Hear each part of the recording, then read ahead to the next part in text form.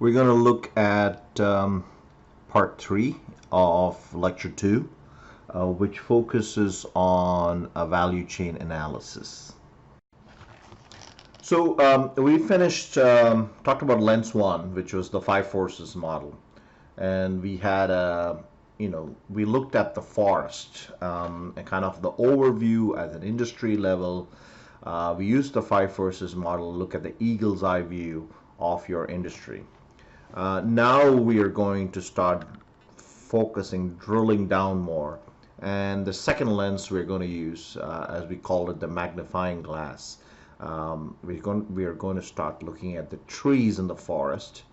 And the last lens would be looking at the leaves and the twigs and the fruit, etc. So right now we're kind of looking at the value chain, and strategy is fundamentally about how a firm will deliver more value than its arch rivals to an explicitly defined set of customers. So value creation essentially involves making output which comes out worth more than the input. So essentially, the final product has to be worth more than, let's take the example of furniture, right? You have logs and pieces of iron, and then you buy furniture. It definitely is going to be worth more than the logs. And it basically lets customers are willing to pay more for that. So value chain is the lens for understanding your prevailing business model. So let's look at firms' activities. And we have inbound logistics operations, outbound logistics. These three could be constituted as supply management, and then from outbound logistics to marketing and after sales service, and that constitutes demand management and reaches the customer. Now, these 6 are usually called your primary activities, and they actually are the ones which are the firm's bread and butter activities. We also have a bunch of secondary activities and sometimes called support activities. Human resources management, accounting, and historically information technology has been considered a support activity. And let's talk a little bit about how this is changing. So we have each activity in the value chain.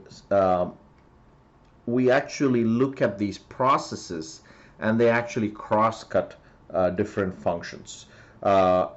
Each activity in the value chain can go across multiple line functions, and so it's very important to look at it across functions. And each step has a physical component and an information component.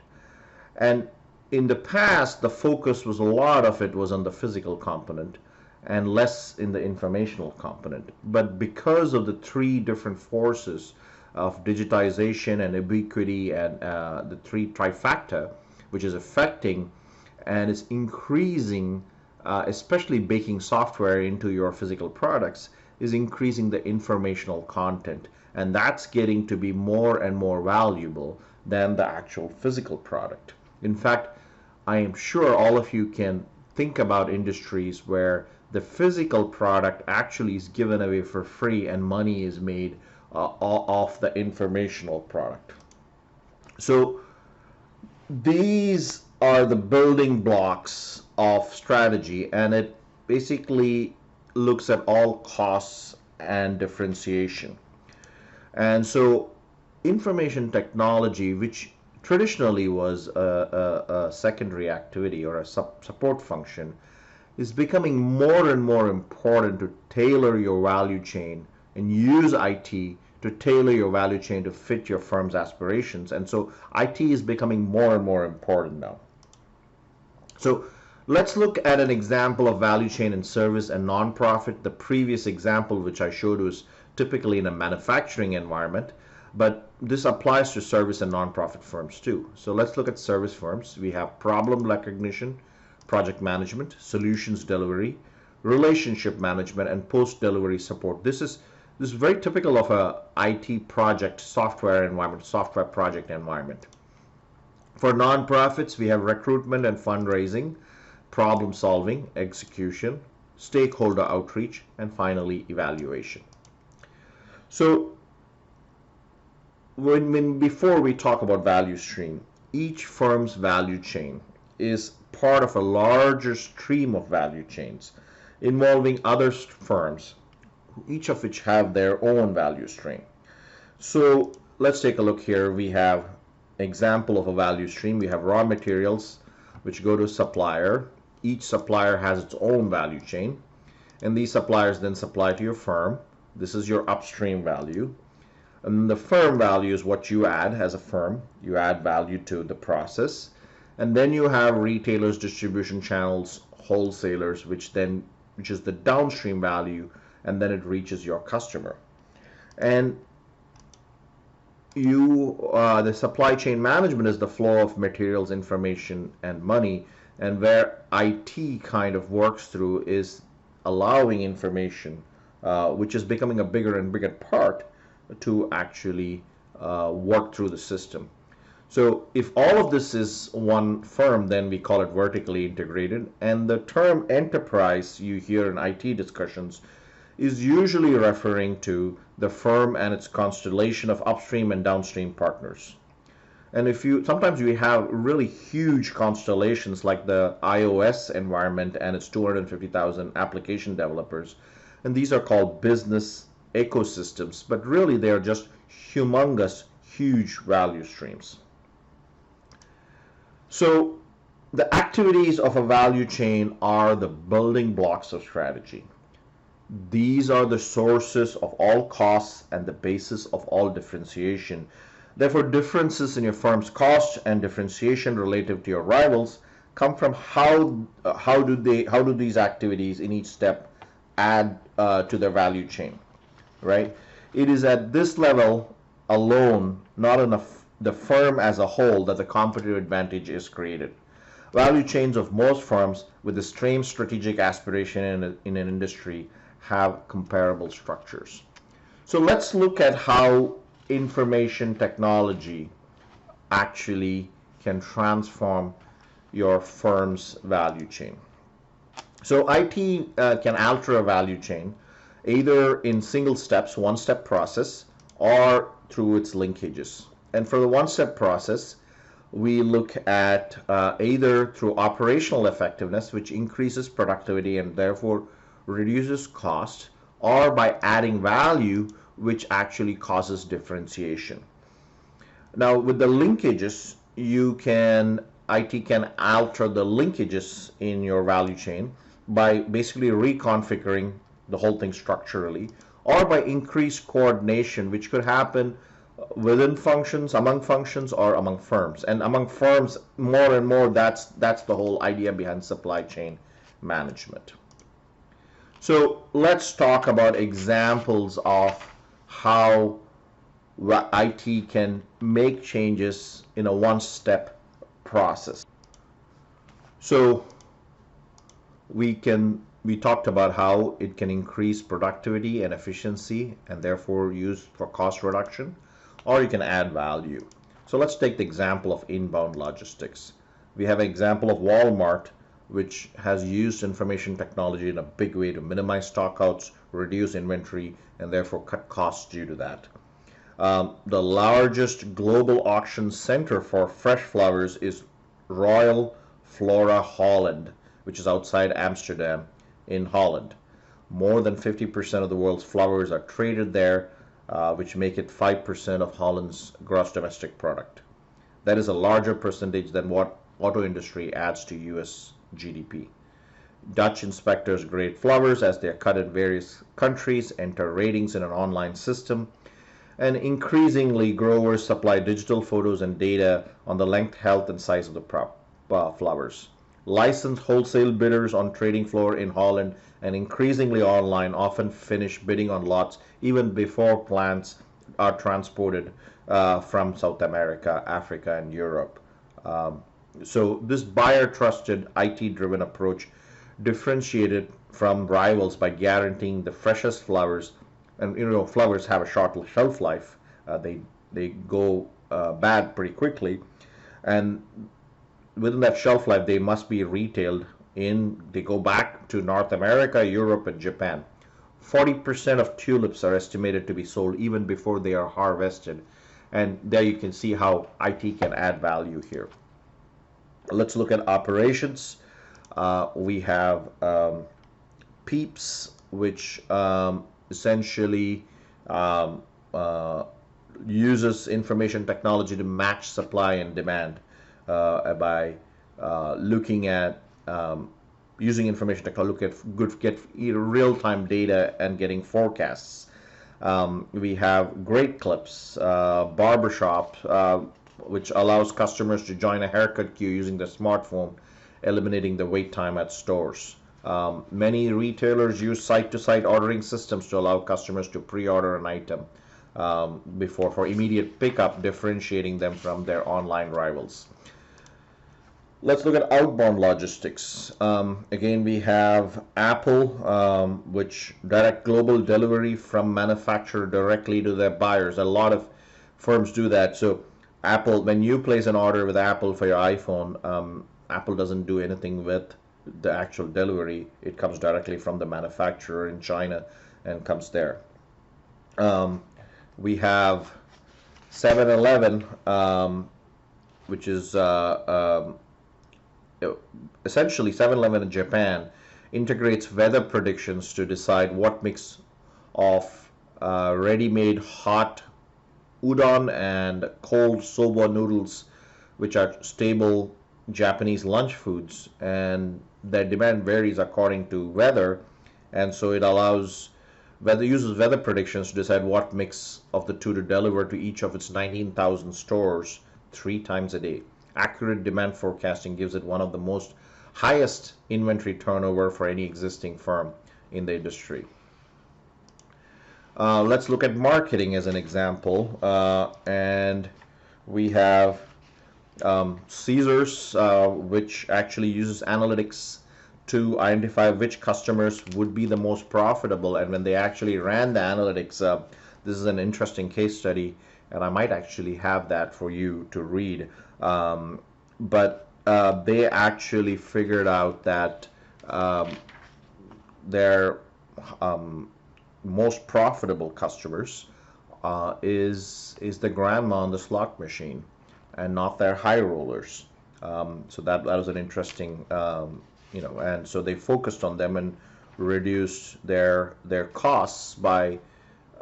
It's cheaper to look at a grandma on a slot machine using coins, and the high rollers are expensive to maintain and move.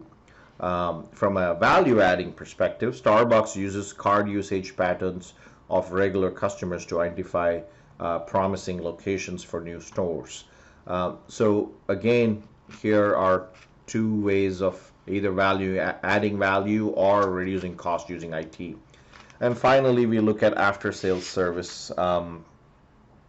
We have Honda, which uses information technology to reduce quality problems and minimizes quality problems.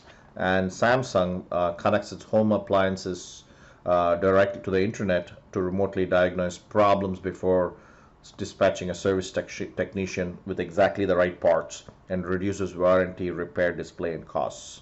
So as you can see, there are a whole bunch of examples here, and there are more in your book. So let's look at the next one. So we talked about the one-step process, and now we're looking at altering linkages in a value stream. So let's look at the book publishing industry. The original structure, you had authors who would then give it to the publishers, who would print the books, hard copy, and then you have the wholesalers, and then distributors, finally go to the retailers, and then the consumers could be the book or whatever it is. And you can see here the structure makes it really expensive for the consumer. The publishers, because they have copyright, can actually demand a lot, and so the cost in this entire structure is pretty expensive. And now we begin with the digitization process, which actually disintermediates. We remove the intermediaries who actually may not add that much value in a digital process. So authors go to the publishers, and then we just remove the entire structure and you buy it online through Amazon. And that, you see, reduces a good bit of cost to the consumer. But let's look at Amazon's new structure further. So in this case, this was 1995, 96 when Amazon started selling books to the consumer, right? So authors, publishers, still a hard book. They had warehouses. Amazon did everything, and then people could buy it online, and then Amazon would ship the book to them. But let's look at further that was a process digitization. Now we're going to look at product digitization using Kindle and ebooks. So authors, we remove the entire middle structure, go to Amazon, and then it's published directly to the consumer. And you can see there are other companies. Netflix has a $6 billion production budget, which is 3 times as much as HBO. TrueCar is an auto retail industry. It basically sells cars. You can go online and buy a car. Banking and retail using Trulia. Car rental, of course, now with Uber. And so disintermediation weeds out firms that no longer add meaningful value. If you're just a broker, if that's your firm's adding value is basically brokering because people don't have enough information, information technology is going to replace that particular model.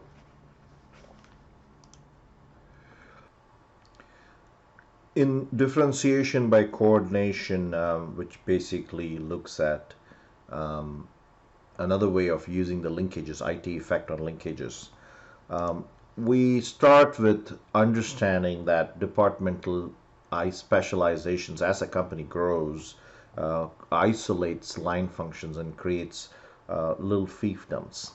And business processes, however, cross-cut across these functions, and there is a enormous value in better coordination among these different functional departments.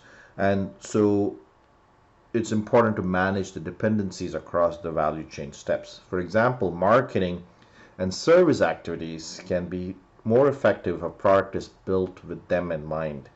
IT systems, particularly enterprise resource planning, ERP type systems that connect disparate parts of a firm that rarely communicate with each other, actually form a digital connective tissue on the firm and creates a whole view of the firm that did not exist before. Also, we've got to look at IT, which can coordinate across a firm's value stream. So IT can also enhance a firm's coordination with upstream and downstream functions that use your outputs, for example, your sales channels, your retailers. IT coordinates a value stream primarily by aligning supply and demand. The idea is to produce enough of what customers will buy and less of what they will not. And it mitigates the two leading culprits that erode margins: stockouts of popular merchandises and the unsold inventory. So let's take an example here of Peeps. Now, it's, you know, the Easter sales for Peeps it's the best-selling marshmallow candy, and it is made by this candy manufacturer called Just Born, and started in 1917. Peeps has been a staple of American culture. 2 billion Peeps are sold in a year, mostly around Easter. And Just Born, the company, forecasts sales each year to buy massive quantities of corn syrup, gelatin, flavoring, food coloring, and packaging materials. And every year, it would either produce not enough to meet demand or end up with tons of unused raw materials. And Justbon had relied on historical sales data for its forecast, but data is always error prone. And some came from its sales per people, most from its supermarkets and groceries and independent stores that had little incentive to collect it. Poor quality data cannot produce trustworthy insight. And any business with seasonal demand and perishable products has this problem, same problem. Pizza chains, um, um, you know, I think as a student, when I first came to this country, I worked at Pizza Hut. And end of the day, you'd see them dumping, I mean, a number of pizzas into the trash because they can't be kept the next day. Um, but sometimes there would be spikes like Super Bowl Sunday, or spikes during snowy day, flower orders during Valentine's and Mother's Day. So these are all issues which have to be dealt with. The solution is to use information technology to link supply side of your firm's value stream to the demand side. This creates an information flow in a direction opposite to your physical flow. So physical flow goes from left to right, but information goes back, and that means that getting your data from your downstream partners' IT systems, point of sale scanners, in real time can adjust what you're doing in the raw material orders to your supplier. And this is the essence of IT driven supply chain management.